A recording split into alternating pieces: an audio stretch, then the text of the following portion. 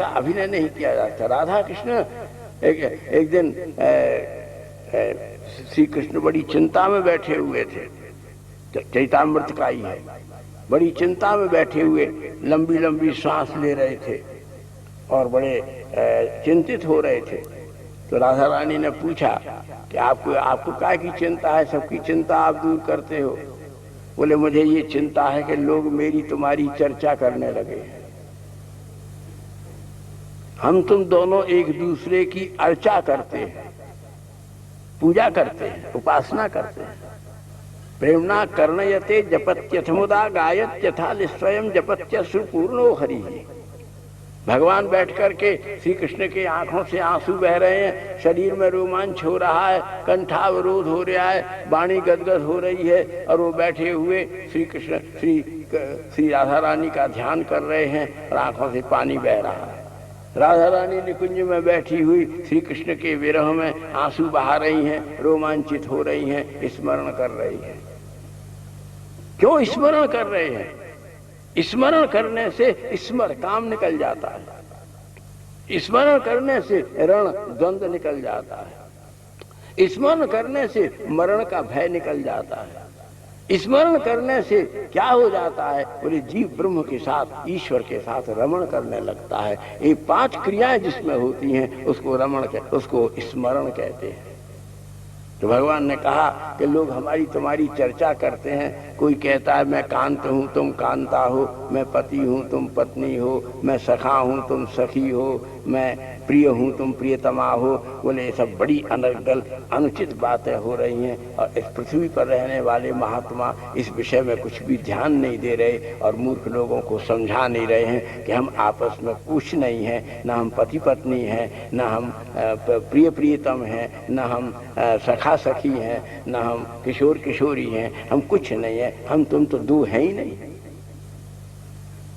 हमारा मेरा ही आंतरिक स्वरूप तुम हो और तुम्हारा ही आंतरिक स्वरूप मैं हूँ। केवल भाव के लिए, उपासना के लिए, द्वैत उपासना की संपुष्टि के लिए हम तुम प्रतीत हो रहे हैं दो। लेकिन इन सखियों से पूछो, रूप गोस्वामी पाद का श्लोक है माधव में, बोले उस रूप में तो मेरा जो आंतरिक स्वरूप है वो तुम हो और तुम्हारा जो अंतरंग स्वरूप है वो मैं हूँ। मैं तुम हूँ, तुम मैं हूँ, हम तुम दोनों एक ही हैं। लेकिन भक्तों के भाव को सिंचन करने के लिए मैं जब उपासना करता हूँ और तुम उपास्य होती हो, तब तुम राधा हो, मैं कृष्ण हूँ। जब तुम उपासना करती हो और मैं उपास्य हो जाता हूँ, तब तुम राधिका हो और मैं कृष्ण का कृष्ण ही रहता हूँ।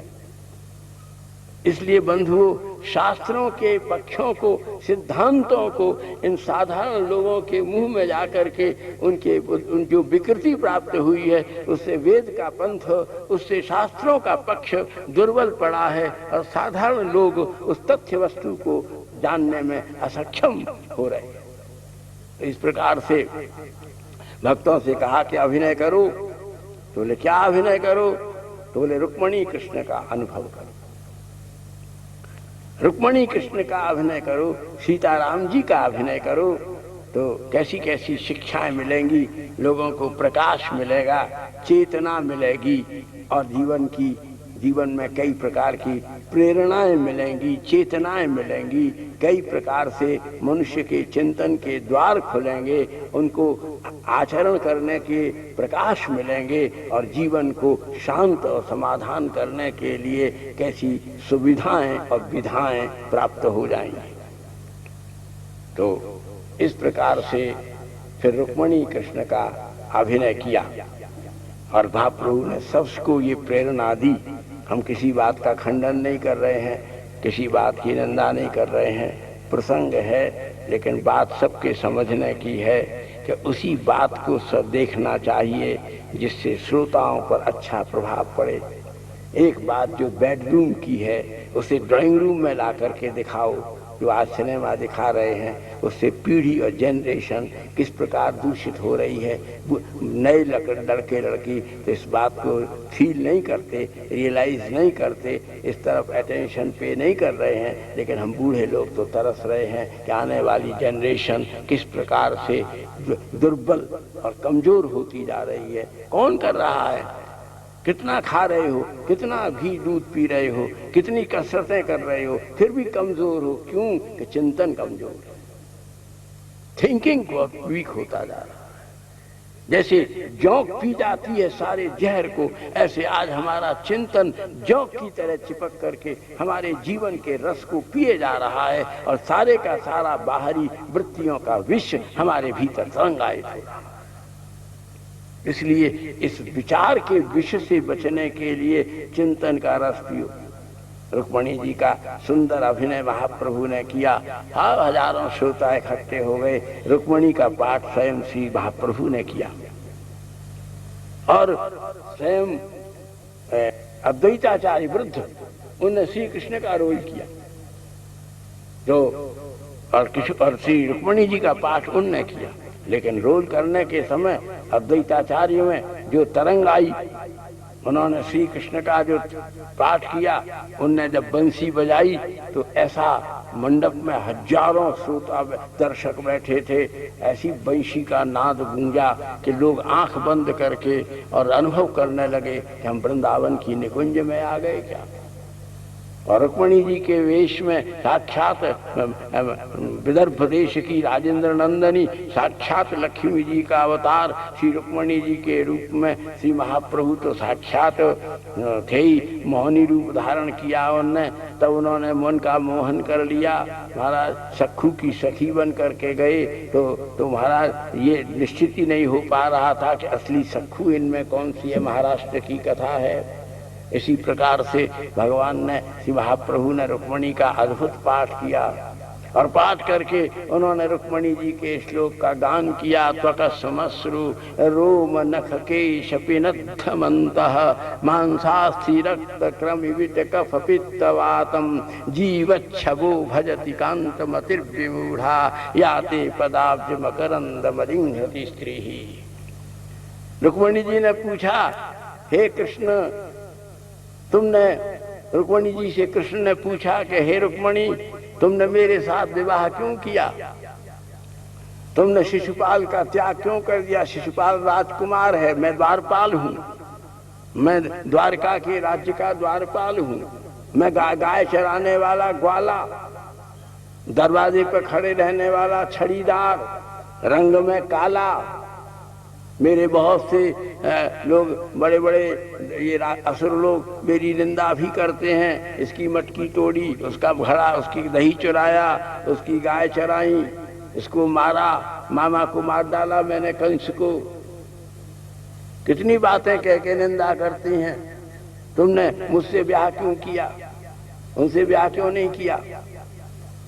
तो रुक्मणी जी ने एक ही श्लोक बोला, हम 5 मिनट में सुनाते हैं क्योंकि समय का प्रतिबंध है। त्वकस्मश्रु, रुक्मणी जी कह रही हैं, आप लोग ध्यान से सुनो, कि मनुष्य एक स्त्री के ऊपर, सबसे बड़ा संसार में आकर्षण किसका? स्त्री का। मनुष्य सबसे ज्यादा कमजोर कहाँ है? एक स्त्री के सामने।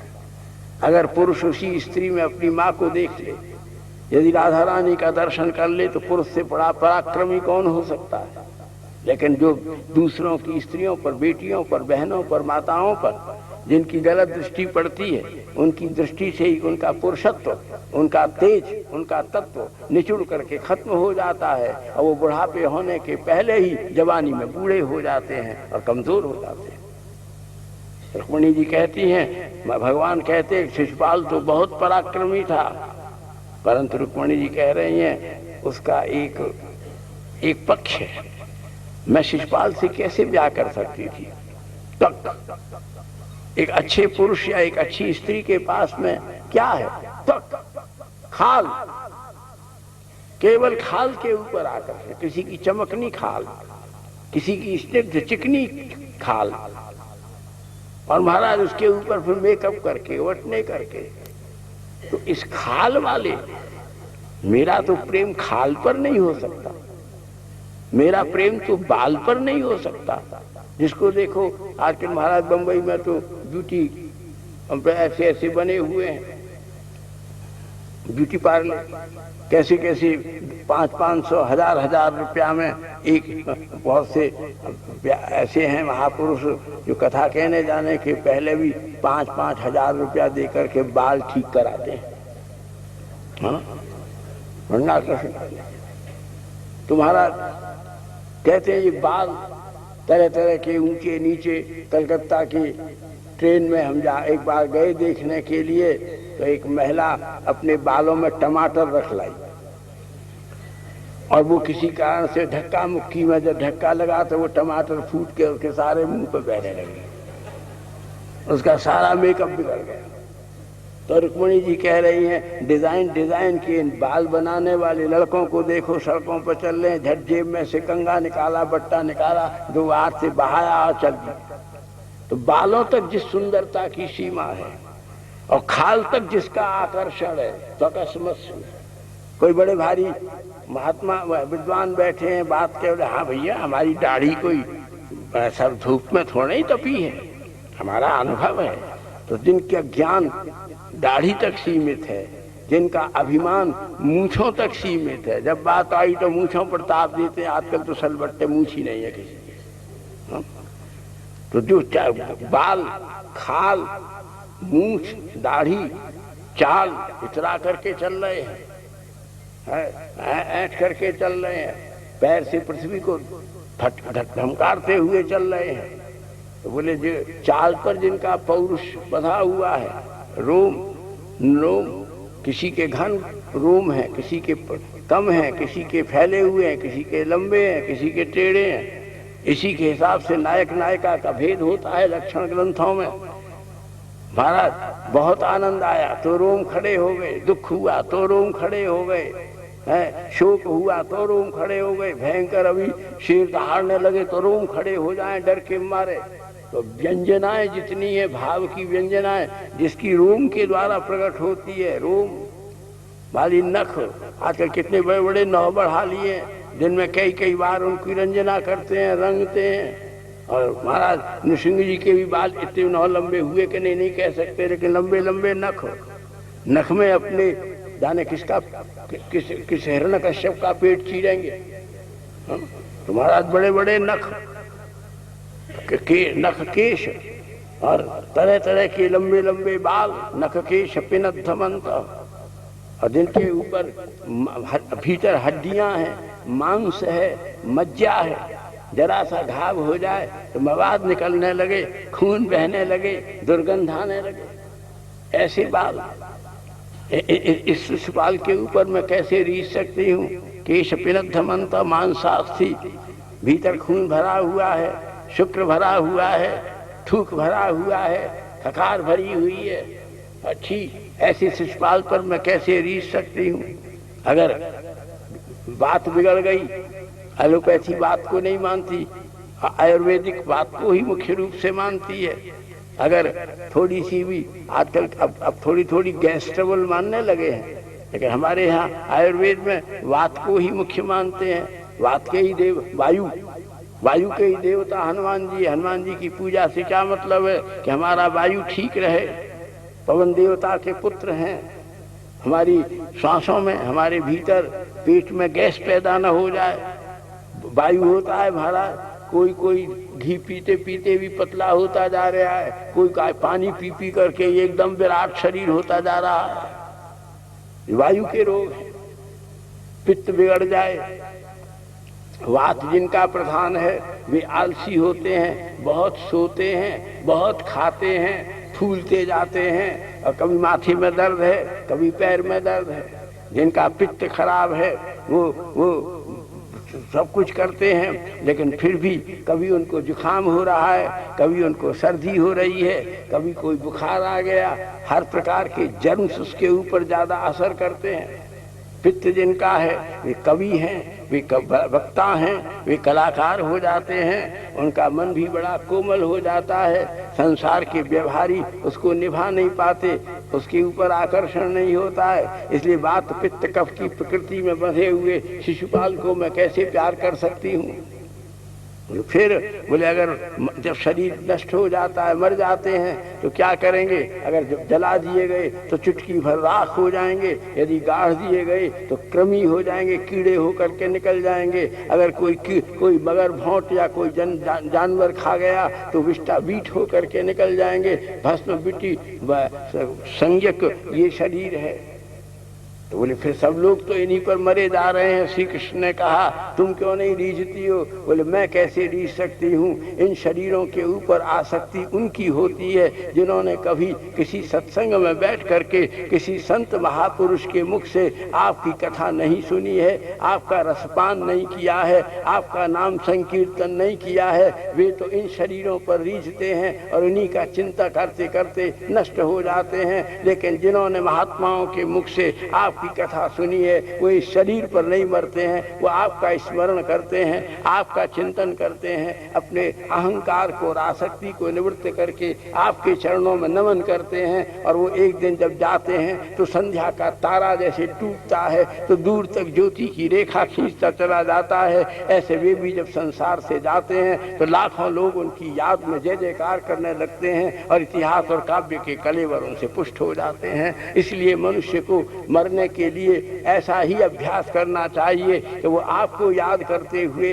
आपका चिंतन करते हुए, आपका मनन करते हुए और रात दिन केवल अपने श्वासों से जब समय मिले, जब एकांत हो, तब हरे कृष्ण कृष्ण कृष्ण हरे हरे, हरे राम राम राम हरे हरे नाम कीर्तन करे तो हमको यमदूत लेने नहीं आएंगे, हमको विष्णुदूत लेने नहीं आएंगे। बच्चे को लेने के लिए माँ दौड़ती है और गोदी में उठा के ले आती है। हम भी जब संसार से जाएंगे तो किशोरी जी अपनी गोदी में उठा करके हमको वैकुंठ ले जाएंगे, जीवन की धन्यता हो जाएगी।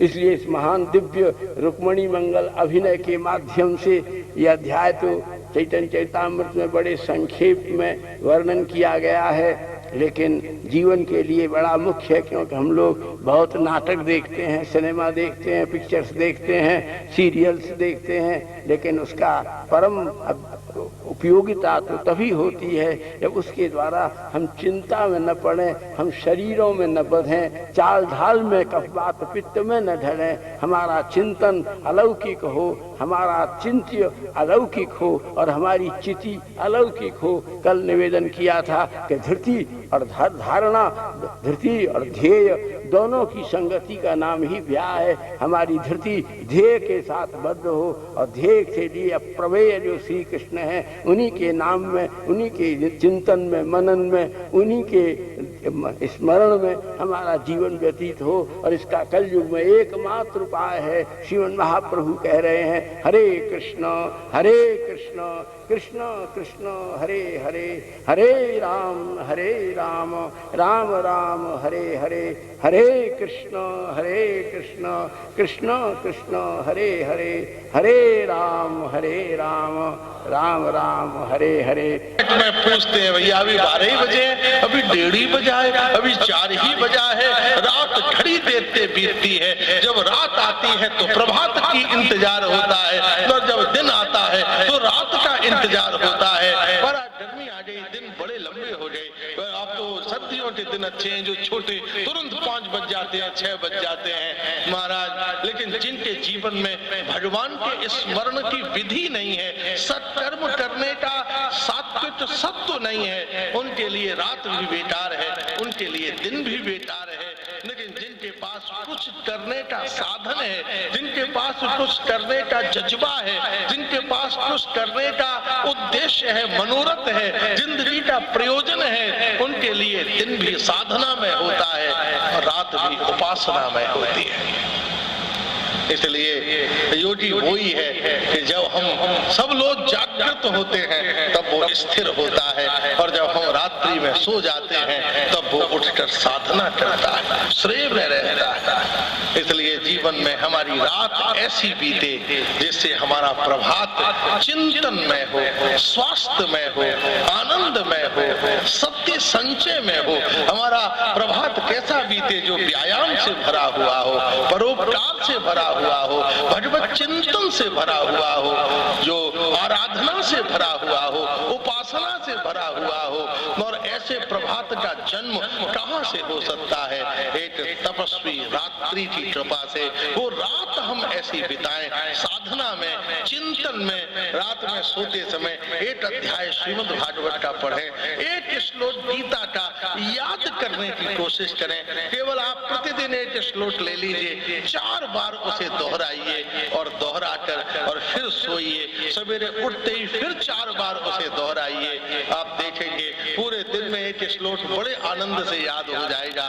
30 दिन में अगर 30 श्लोक याद हो गए, साल भर में 365 श्लोक याद हो गए, तो 2 साल में आपको किसी की कथा सुनने की जरूरत नहीं पड़ेगी। आप खुद कथा करना शुरू कर दोगे, आपके पास खुद समाधान होगा, श्रेय होगा, अभ्युदय हो जाएगा। आज किसी से पूछो, उसे 500 टेलीफोन नंबर याद है, जिसमें से 400 शत्रु हैं, 100 दोस्त हैं, लेकिन एक श्लोक उसे याद है, एक संत का नाम है।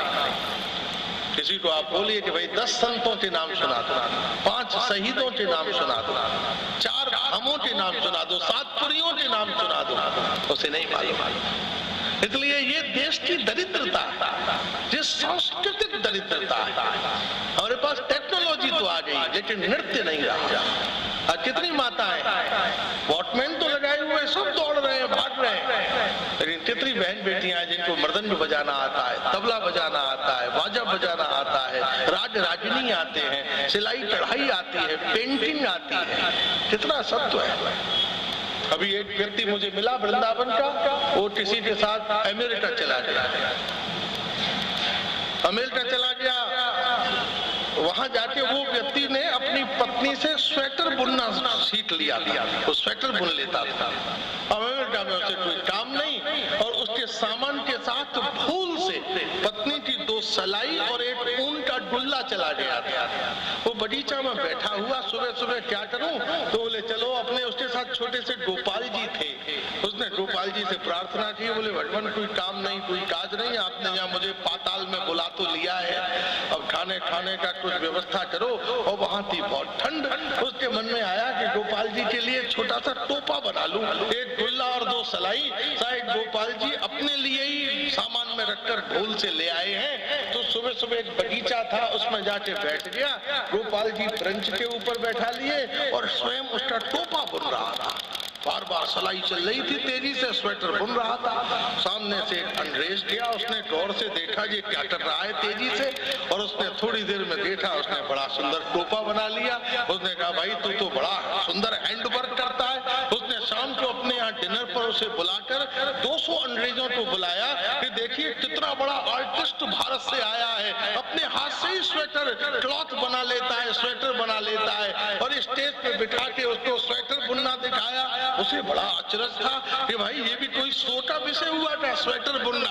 और आज वो वहाँ स्वेटर बुनने सीखाने का उसने ट्रेनिंग सेंटर खोला। 500 अंग्रेजी लड़कियां उससे स्वेटर बुनने के लिए आती है हमारे। पिछली बार आया महाराज, वृंदावन में कोठी खरीद ली, गाड़ी खरीद ली, बड़ा भारी उसके पास वैभव हो गया। हमने कहा कैसे हो गया? बोले अमेरिका जाके गोपाल जी का टोपा सिलने से हो गया। कोई भी गुण हो, किसी भी तरह का सत्व हो, किसी भी तरह की प्रकृति हो, हर तरह का गुण सत्व हो, आज हमारे यहाँ की ये सारी बातें धीरे धीरे क्षीर्ण होती जा रही है। इसलिए जब तक बच्चे बस में हैं, तब तक ही उन्हें सिखा दो जो आपको सिखाना है। जब तक तुम्हारे बस में नहीं, तो फिर बस में आने वाले नहीं है। इसलिए जब तक बस में है सिखा दो। हमारे गुरुजी बचपन में जब पढ़ाने आते थे तो गिनती सिखाते थे, 1 2 3 4। तो गिनती कैसे सिखाते थे? 1 कृष्ण, 2 राम, 3 नृसिंह, 4 कूर्म, 5 मत्स्य, 6 हयग्रीव, 24 तक गिनती जब तक पहुंची, 24 अवतारों के नाम याद हो गए। फिर महाराज 25 26 27 28 तक ऋग्वेद, सामवेद, यजुर्वेद, अथर्ववेद याद हो गए।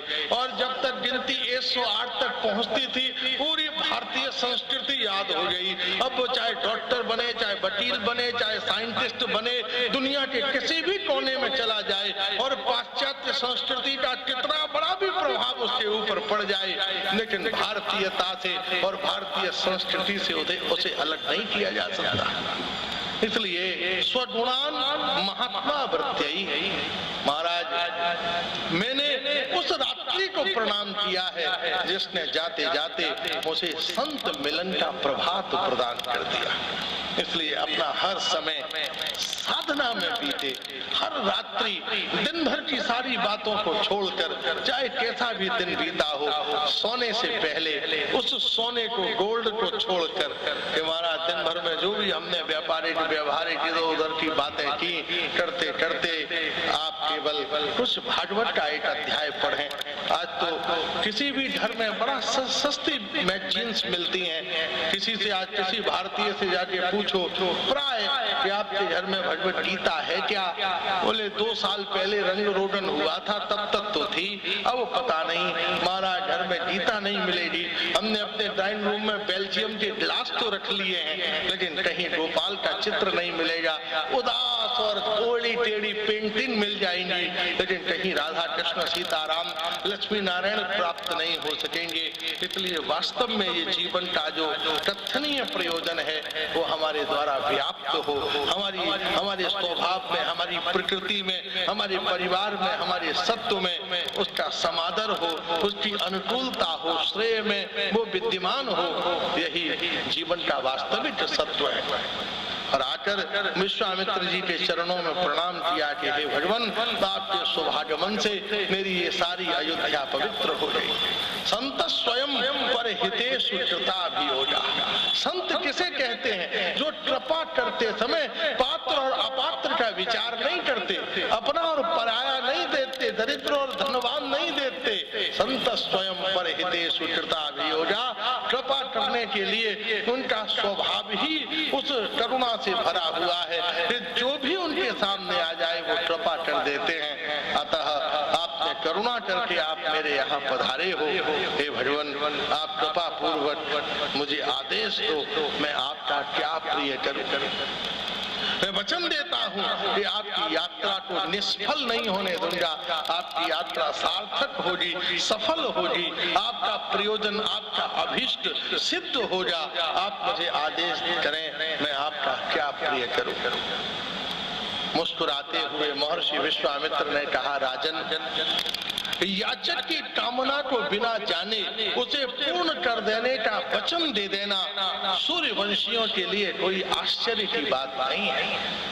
जो भगीरथ गंगा जी को धरती पर ले आए, जिस हरिश्चंद्र ने स्वप्न में दान में दिए राज्य को यथार्थ में ही दान में दे दिया हो, जो शिवी एक पक्षी के लिए शरीर को काट कर दे सकते हो, जिन अम्बरीश ने भगवान के सत्व के लिए जीवन भर उपासना में बिताया, जिन रघु ने सोने विशाल साम्राज्य का स्वामी होने पर भी घुड़साल में अपना जीवन बिताया और परोपकार में ही सारे जीवन को व्यतीत कर दिया, उनके वंशज यदि याचक की कामना को बिना जाने उसे पूर्ण करने का आश्वासन दे दें तो इसमें कोई आश्चर्य की बात नहीं है। राजन, मैं एक बहुत ही लोकोपकार, जिससे सारी धरती के ऊपर स्वास्थ्य शांति की स्थापना होगी, ऐसा दिव्यानुष्ठान कर रहा हूँ। और उस अनुष्ठान की सबसे बड़ी मर्यादा और विधि है कि उसमें शस्त्र नहीं उठाया जा सकता, क्रोध नहीं किया जा सकता। आज जीवन के लिए सबसे बड़ी बीमारी है क्रोध। आप दिन भर जो एंग्रीनेस है, 24 घंटे आप क्रोध में। आप देखिए एक आम आदमी को सड़क के ऊपर दूर कोने में खड़े होकर देखिए, हर आदमी तनाव में है, हर आदमी असंतुष्ट है। डॉक्टर आज पर्चे के ऊपर सबसे ऊपर लिख रहा है, आज चिंता मत करो, टेंशन मत करो। आप अपनी टेंशन को रिड्यूस करो, आप अपनी टेंशन कम करो। अनावश्यक आप चिंता में पड़े हुए हो। जीवन का कहीं कोई ठहराव नहीं है, कहीं रुकाव नहीं है, हर बात में हर आदमी परेशान है। ऐसा हो जाए, ऐसा हो जाए। वर्तमान में संतुष्ट रहना उसकी प्रकृति ही नहीं रही, स्वभाव ही नहीं रहा। इसलिए क्रोध हम ना करो। आप किसी से लड़ो भी तो शांति से लड़ो, क्रोध से मत लड़ो। किसी से लड़ना भी पड़े तो उससे कहो भाई झगड़ा कर ले, गुस्सा क्यों होता है। नाराज क्यों होता है? एकमात्र युधिष्ठिर हैं जो मुस्कुराते हुए लड़ते हैं महाभारत में। पहले जिससे लड़ते हैं हालचाल पूछ लेते हैं, हाँ भैया आप अच्छे हो, स्वस्थ परिवार में सब ठीक है, आप चलो लड़ते हैं। जब बाण मार देते हैं तब पूछते हैं सॉरी लगी तो नहीं। शत्रु भी उनकी जय जयकार करता है। एक दिन महाराज महारथियों ने घेर लिया, स्वयं द्रोणाचार्य, कृपाचार्य, अश्वत्थामा, दुर्योधन, साल्व, महाराज जयद्रथ, कर्ण, इन सब ने युधिष्ठिर को घेर लिया और बाण पर बाण, बाण पर बाण, द्रोणाचार्य और कृपाचार्य ने बाणों की वर्षा कर दी। युधिष्ठिर के सारा शरीर के कवच तोड़ डाले, कपड़े फाड़ दिए, युधिष्ठिर के रोम रोम की खाल पलट डाली, महाराज शरीर घावों से भर गया, खून की धारा बहने लगी। लेकिन फिर भी युधिष्ठिर द्रोणाचार्य को देखकर प्रणाम करते हुए कहते थे, गुरुजी आपने ही मुझे पढ़ाया था, क्रोध हम मां करो, क्रोध हम मां करो। आप मेरे शरीर के टुकड़े टुकड़े कर सकते हैं लेकिन मेरे अंदर क्रोध पैदा नहीं कर सकते। प्रबोध किसके अंदर पैदा होता है? जिसके अंदर क्रोध पैदा नहीं होता, जिसके अंदर क्रोध है। आप पत्नी से जब देखो जब असंतुष्ट, बच्चों से, उनकी गलती नहीं है, आप ही असंतुष्ट हो, आप ही व्यथित हो, व्याकुल हो।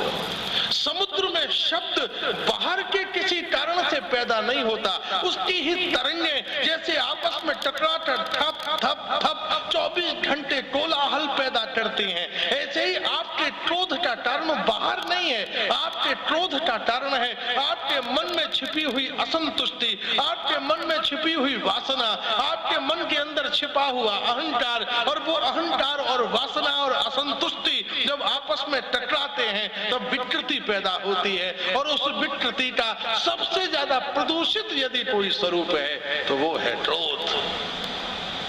उस विकृति की जैसे शरीर का आहार सबसे विकृत मल के रूप में होता है, ऐसे ही मन की समग्र विकृतियों की संपूर्ण संभावनाओं का जन्म क्रोध के रूप में होता है।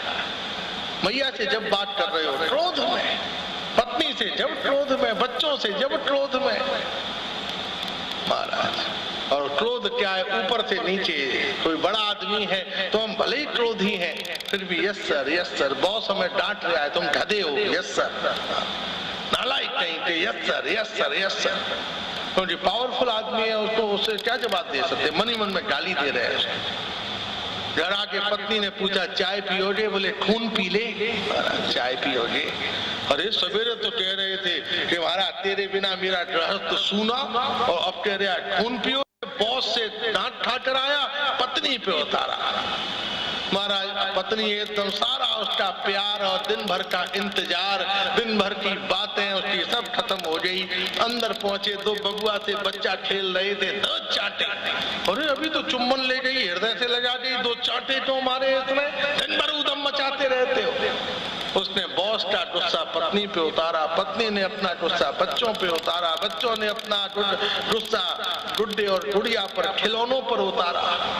इस क्रोध के सबसे जीवन में कभी भी क्रोध को जन्म मत होने दीजिए।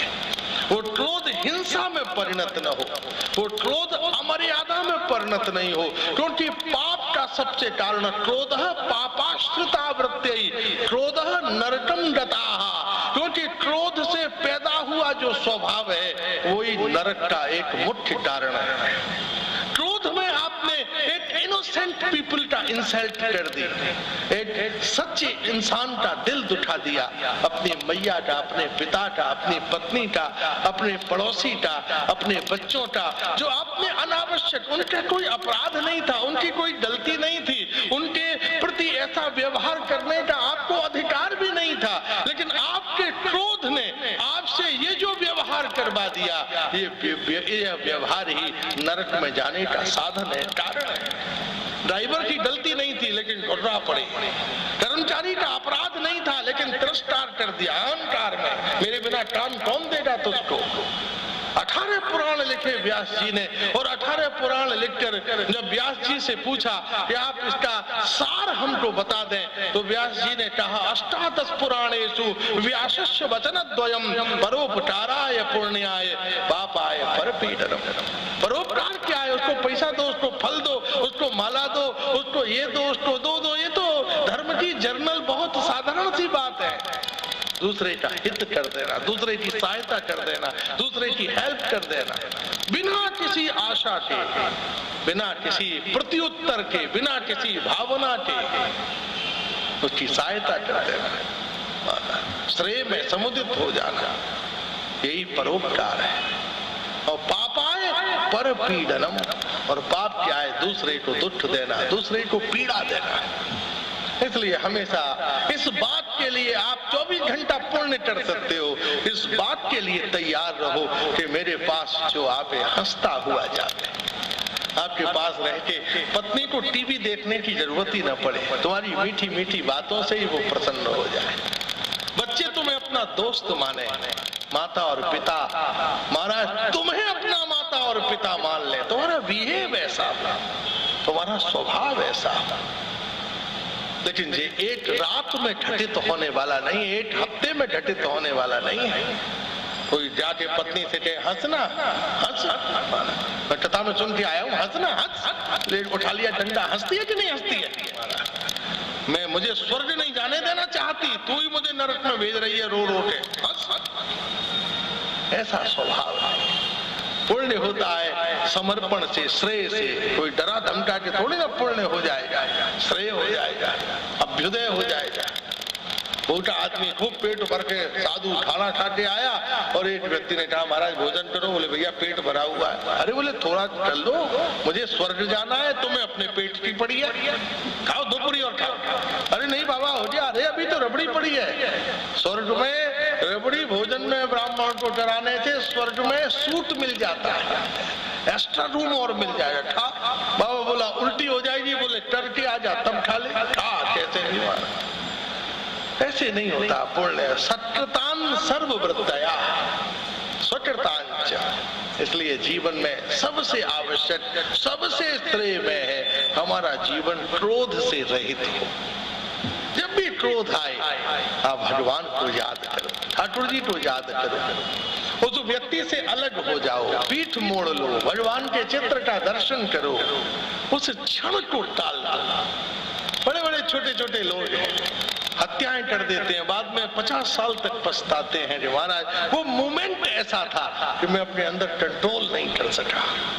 कितने लोग हैं जो अपने मनमाना व्यवहार कर देते हैं, बाद में सॉरी सॉरी सॉरी सॉरी बोलते हैं। इसलिए बाद में जिस काम के लिए सॉरी और बरी दोनों के झंझट से बचा जा सके, उस बात को याद करते हुए अक्रोधान यज्ञ लभतश्च। विश्वामित्र जी की कैसी अद्भुत बात है। मैं अनुष्ठान कर रहा हूँ और उस अनुष्ठान का सबसे बड़ा नियम क्या है? जमीन पर सोना नहीं, फलार करना नहीं, लंगोटी पहनकर रहना नहीं, ठंड में रहना नहीं, ये तो सिस्टम है। नियम क्रोध न करना। किसी भी अनुष्ठान का, किसी भी यज्ञ का सबसे बड़ा नियम क्या हो सकता है? क्रोध से रहित होना।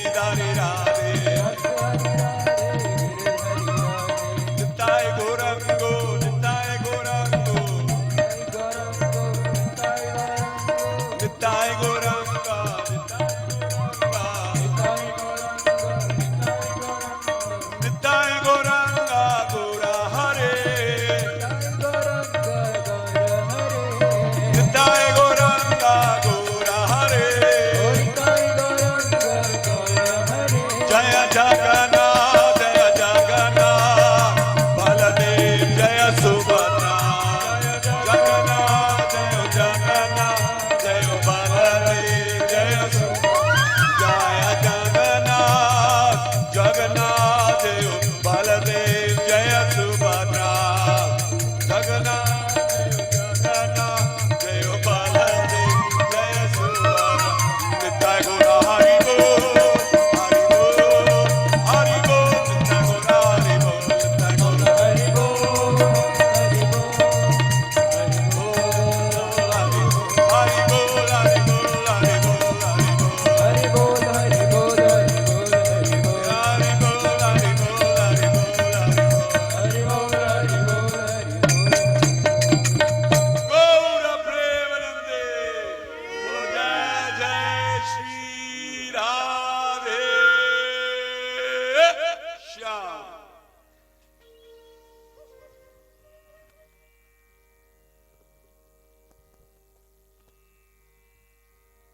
कृष्णाय वासुदेवाय हरये परमात्मने प्रणतः क्लेशनाशाय गोविन्दाय नमो नमः। हरे कृष्ण कृष्ण कृष्ण हरे हरे हरे राम राम राम हरे हरे।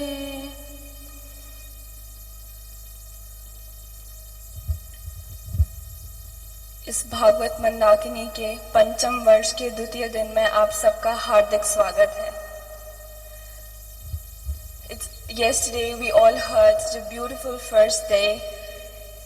कल हमने सुना कि श्रोता क्या होता है, सुनना कैसे चाहिए, और कल एक बहुत सुंदर हर साल हम ये भागवत गोपाष्टमी से शुरू करते हैं, The day for cows, the day for mother। हम हर साल प्रणाम करते हैं पहले दिन में गौ माता को। Cow was the dearest to Krishna। Gopal उनका नाम पड़ा गाय से, उनका प्रेम गाय के लिए ये हम सब जानते हैं। It's such a beautiful pleasure that we live in a country where we understand the value of cows। अगर आप कहीं वेस्ट में जाके पूछेंगे उन्हें पता भी नहीं होगा, लेकिन हम जानते हैं कि हमारी मैया है। आज कोई जीता जागता मंदिर, चलता फिरता मंदिर कलयुग में कोई है तो वो गौ माता है। ये हम सबका ड्यूटी है, ये हम सबकी रिस्पॉन्सिबिलिटी है कि जिस तरह हम घर बैठ के अपने मैया की, अपने पिता की, अपने घर वालों की रक्षा करते हैं, उनको संभालते हैं, उसी तरीके से एक गौ माता की सिर्फ किसी गौशाला में जाके कोई पैसे भर दे देने से गुड़ के लिए कि आप खिला दीजिएगा इज नॉट इनफ। वो ठीक है, वो करते हैं, वो जरूरत है, वो करिए, कोई बात नहीं। बट जब आप गौशाला में जाके गाय के लिए पैसे देके चले आते हैं तो इट्स लाइक कि आप अपने मैया बाप को किसी ओल्ड एज होम में छोड़ा है और वहां हर महीने पैसे भर देते हैं कि हमने तो अपनी ड्यूटी पूरी कर दी। So that's not how it should be. आप खुद जाइए, एक बार जाकर देखिए, एक बार किसी गौ माता के ऊपर हाथ फिराइए, उसकी सेवा करिए। जब आप वो दोबारा जाएंगे तो वो आपको पहचानेगी। हमारे गुरु महाराज इतना प्रेम था, आखिरी समय like till the end he used to go to गौशाला। और हरिदास जी ने बड़ा सुंदर एक बार बताया था कि जब वो पहली बार गौशाला गए तो cows were playing, looking here and there and stuff. The moment Guru Maharaj entered, all of them were looking on the one side, welcoming, oh, someone who loves us so much. वो ऐसे पहचान गई उनको, see the love for cows। और इस भारत भूमि पे रहते हुए ये हम सबका सौभाग्य है कि हम उनको, but there is such a irony, इतनी विडंबना है कि जहाँ मंदिर है, जहाँ गौशाला है, वहाँ स्लॉटर हाउसेस भी हैं। If there is this lady who turned vegetarian recently and she said a beautiful thing, if there were windows in slaughterhouses everyone would turn vegetarian। एक बार जाके किसी स्लॉटर हाउस में देखिए कितना दर्द होता है उसे जब जाके आप उन्हें काट देते हैं। क्यों? क्योंकि लेदर बनानी है, क्योंकि आपको कोई फैंसी बेल्ट पहननी है, कि आपको लगता है कि वो दर्द, वो जीवन आपकी एक बेल्ट से भी ज्यादा प्रेशियस नहीं है। Question yourself. एंड जो इंसान ऐसा करता है वो इंसान कहलाने लायक भी नहीं है। एक राक्षस से भी गया बीता है वो इंसान जो अपने सामने ये सब कुछ होने देता है। जो लोग संस्कार के द्वारा इसे देख रहे हैं, जो यहाँ बैठे हैं, उनसे हाथ जोड़कर ये प्रार्थनाएं बंद कराइए इन स्लॉटर हाउसेस के। क्या आपके अंदर इतनी क्षमता भी नहीं है कि आप इतनी बड़ी कठोरता को होते हुए बैठ के देख रहे हैं? How can you let this happen? You can not. It's like कोई आके आपकी मैया को कष्ट दे रहा है और आप बैठ के बस सुन रहे हैं, सिर्फ देख रहे हैं और कुछ भी रिएक्ट नहीं कर रहे हैं। This should happen. There was this beautiful incident that happened. Round of applause for Guru Maharaj. एक बार एक गांव से उनके पास कॉल आया था कि एक ट्रैक्टर में उठा के जबरदस्ती एक गाय को ले जाया जा रहा है। आपको पता था उनका प्रेम, उन्होंने सब कुछ कर दिया जो वो कर सकते थे, और आज वो गौ माता अपनी गौशाला में सेवा पा रही है, वहीं पर हैं, अपने साथ हैं, और वो उनको उठा के वहां तक लेके आए। See, that's an individual gesture। उस टाइम वो कहते थे कि मैं अकेला क्या कर सकता हूँ, तो शायद वो पता नहीं कहाँ होती, लेकिन वो गौ माता, उन्होंने स्टैंड लिया, नहीं मैं बचाऊंगा। Even if it is one cow, even if it is one animal। आप इटली जाइए, जहाँ that's known to be the place for leather, right? आप जाके वहाँ पर देखिए एक जानवर को, एक बार यूट्यूब पे सर्च करिएगा कि लेदर कैसे बनती है, नॉन वेजिटेरियन खाना किस तरीके से बनता है। और अगर आपके अंदर इतना सा भी इंसान है तो इस बात की गारंटी यहाँ खड़े होकर मैं दे सकती हूँ कि आप कभी किसी नॉन वेज रेस्टोरेंट की तरफ भी आंख उठा के भी नहीं देख पाएंगे। इस बात की गारंटी दे सकते हैं हम यहाँ बैठ के। आप एक बार जाइए एक जीते जाते जानवर को, इस एसिड, उबलता हुआ एसिड, जितनी सूर्य की ऊपर की लेयर का टेम्परेचर होता है वो टेम्परेचर होता है उस लेयर का, उसमें से एक जीवित जानवर को गुजार दिया जाता है और उसकी खाल ऐसे उतरती है जैसे केले के ऊपर से छिलका। उसको फाइन लेदर कहते हैं और उसको हम हजारों रुपया फूंक के खरीदते हैं। वो 1000 रुपया एक कॉटन का कपड़ा किसी गरीब को देने में खर्च किया जाए तो क्या होगा इस देश का? इस भारतवर्ष में ऐसा हो रहा है, ये हम सबका, दिस इज आवर अनफॉर्चून। और ये हमारी भारत माता सोचती होगी, रोती होगी कि मेरे बच्चे मेरी भूमि पर मेरी गोद में बैठ के ये सब कैसे होने दे सकते हैं। This is your responsibility and every single, don't think कि मैं क्या कर सकता हूँ, I am not in power. All of you, this is democracy. You are in power. You are by the people, for the people. So it's for you. Every single person sitting here is responsible to stop it. Every single person watching through this camera is supposed to stop it. आपके दोस्त होंगे, all the young people sitting here, you go to college, you go to universities, आपको किसी cafe जाने में तो बुरा नहीं लगता, तो अपने दोस्तों को लेके आइए इस गोवर्धन में। इससे ज्यादा हैपनिंग जगह और क्या हो सकती है? Every day you're dancing. Come, bring them here. Take them here. इससे अच्छा कुछ नहीं हो सकता। Teach them about this. अपने हर दोस्त के बर्थडे पे जाके एक भगवत गीता गिफ्ट करिए अच्छे से रैप करके। Nothing better gift you can give it to them. So take a step, take a stand. अपनी मैया को तो बचाइए और सब तो बाद में बनिएगा। ये हमारी रिस्पॉन्सिबिलिटी है। And I humbly request, take a pledge to save a cow, to take care. आप हर किसी एक दिन को चुनिए, जाइए गौ माता के पास, उनको कुछ खिलाइए, उनकी सेवा करिए, उनको नहलाइए। आपको कितना अच्छा लगेगा आप जानते हैं। That's the best meditation, that's the best prayer to Krishna. It's like जब आप एक गाय को छुएंगे आपको ऐसा महसूस होगा आप कृष्ण चरण को छू रहे हैं। इससे अच्छा ज्यादा एहसास क्या हो सकता है? That's all I want to say through Sanskar. Every single person watching there, I humbly request, beg you people, don't let this happen. Delhi जैसी जगह में, हमारे देश की कैपिटल है वो, वहाँ पे इतने स्लॉटर हाउसेस खुले हुए हैं। यमुना के बगल में वो जो कटता है खून वो यमुना में जाके मिला देते हैं। यमुना हमारी मैया, गैया हमारी मैया, और हम सब यहाँ बैठे हुए हैं। Think about it once, take a second, take a step, get some time out of your life and don't let this happen. Please don't let this happen. यही हमारा ट्रिब्यूट है to our, this is your first step towards spirituality, towards devotion, towards loving Krishna, and trust me, he will love you for that. Don't you want to get some love from Almighty? This is the way you can get it. Thank you so much. That's all I want to say today. Now I would want, like our everyday schedule, I would want Sri Haridas ji to come over and say a few words. Yesterday he gave us such a beautiful thing that how to listen to Bhagavatam, and today I want some more devotee lessons that we should listen. Thank you. Haribol.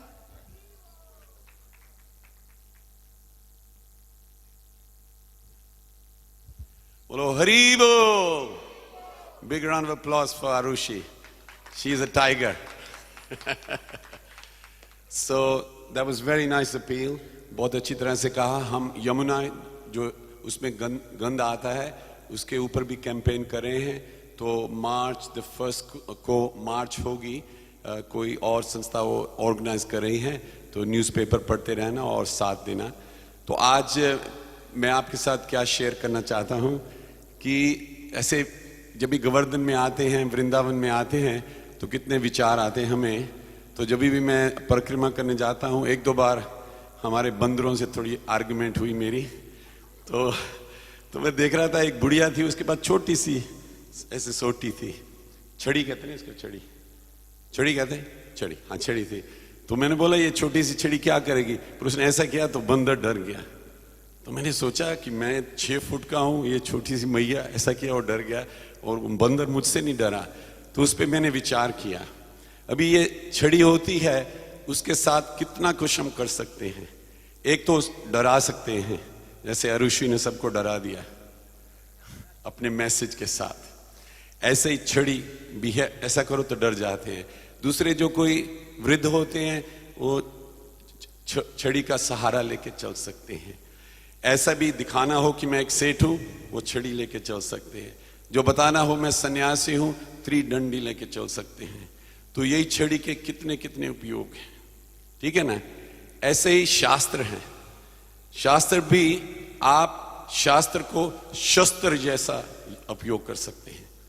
कई शास्त्रों को शस्त्र जैसा उपयोग करते हैं और दूसरों को ऐसे बताते हैं उनको कुछ नहीं आता। चाहे आपको आता भी हो फिर भी वो कहेंगे ये श्लोक ने ऐसा कहा, आप गलत हैं, तो फिर उसमें भी आर्ग्यूमेंट हो जाती है। शास्त्र ऐसे भी हैं, जैसे कईयों को कैंसर हो जाता है तो अंत में उनको कहते हैं भागवतम सुनो, भगवद गीता सुनो, तो वो आराम देती है, दिशा देती है, दशा बदलती है। तो ये शास्त्र भी छड़ी जैसा, स्टिक जैसा ही है, और सहारा भी देता है, दूसरों को डराता भी है, सुरक्षा भी करता है जैसे छड़ी सुरक्षा करती है। वो ये सभी मैंने विचार किए कि हमें ये शास्त्र शस्त्र जैसे का उपयोग नहीं करना चाहिए। कि हमें कितने भक्त मिलते हैं वो हमें ऐसे बताएंगे कि उनकी भक्ति ज्यादा है क्योंकि उनका ज्ञान ज्यादा है। हमने तो कहीं नहीं पढ़ा कि गोपियां पढ़ते थे दिन रात फिर कृष्ण जी को प्यार किया, उन्होंने तो प्यार किया ही उनके साथ। तो एक और इसका उपयोग कर सकते हैं छड़ी का, क्या, डांडिया है। गुजरात में डांडिया खेलते ना, इसके साथ सभी आ जाते डंडे लेके, तो उसके साथ नृत्य करते हैं। तो ऐसे ही भागवतम जो है हम भक्तों के लिए वो एक डांडिया है। और जब भी रास नृत्य के बारे में डिटेल्स सुनते हैं तो हमारे दिल में भी आता है कि एक दिन हम भी गाएं और नाचें। तो कल भी अरुष ने मैसेज दिया था कि हम सबको गाना चाहिए, भजन कीर्तन, माता जी ने कितना अच्छा गाया, और नृत्य भी करना चाहिए। तो कई संकोच करते हैं। तो आज मेरे दिल में उमंग है कि जब भी हमारा एंड में आरती का टाइम आएगा तो आप सभी हाथ करके ऊपर तो नाचना और गाना भी। तो देख लेना कि ये डंडे के कितने जैसे शास्त्र के यूज हैं, और एक यूज शास्त्र का है कि आपका दिल पावन हो जाए। तो जब भी दिल पावन हो जाता है तभी आप नृत्य कर सकते हो। पर आपके मन में कोई ईर्खा द्वेष हो, ग्रंथ भी पढ़ लो फिर भी आप नृत्य नहीं कर सकते। आप कभी भी ग्रंथ पढ़ के खुश नहीं होगे। पर जब भी आपका दिल साफ होगा तभी आप नृत्य कर सकते हैं। तो अभी हम थोड़ी सी प्रैक्टिस कर लें। सभी अपना हाथ ऊपर कीजिए। Very good. बोलो हरे कृष्णा कृष्णा कृष्णा हरे हरे, हरे रामा रामा रामा हरे हरे। प्रेम से बोलो।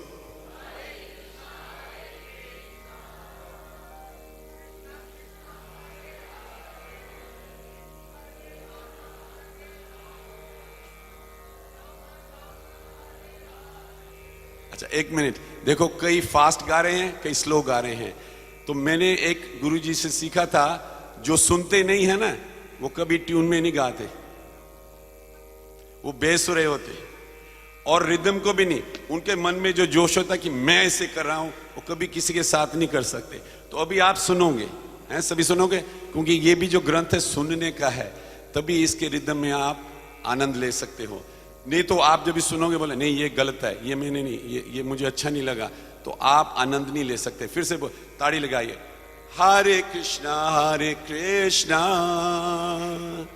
कृष्णा कृष्णा हरे हरे, हरे राम राम राम हरे हरे। तबला प्लेयर, हरे कृष्णा गाओ भी।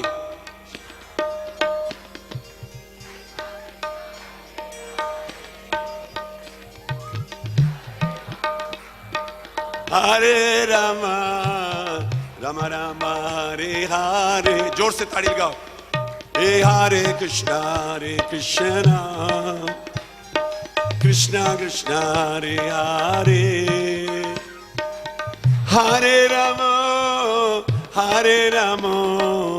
राम राम हरे हरे। बोलो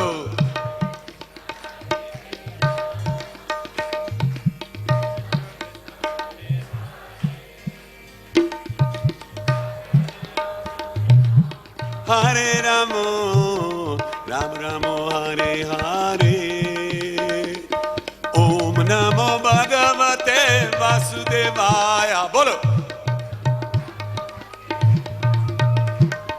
ओम नमो भगवते वासुदेवाय। ओम नमो भगवते वासुदेवाय। ओम नमो भगवते वासुदेवाय। जय जय श्री राधे श्याम। तो इसलिए मैं ये स्टिक लेके आया था, आपको डराने के लिए नहीं, आपको बताने के लिए कि हमें ये स्टिक जो ग्रंथ है इसको लेके इसकी सुरक्षा में आके प्रसन्न होके हमें नृत्य करना चाहिए अपने जीवन में। नहीं तो आपका जीवन व्यतीत हो जाएगा, अंत में आप पाँव भी नहीं हिला सकोगे। जब तक जवानी है आप गा लीजिए, नाच कर लीजिए और आज का आनंद लीजिए। बहुत बहुत धन्यवाद। जय Shri Radhe. So I believe everyone has practiced dancing, so we see more people jumping with us in the evening.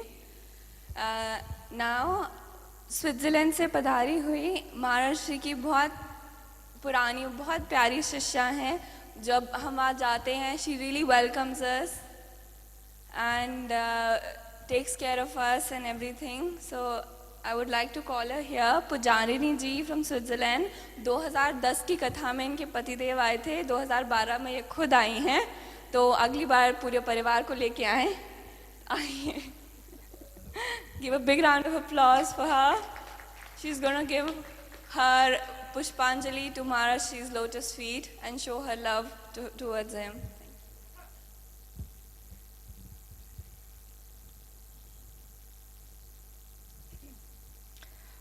ओम ज्ञानतिमिरन्दस्य ज्ञानञ्जनशलाकाय चक्षुरुन्मिलितं येन तस्मै श्रीगुरवे नमः।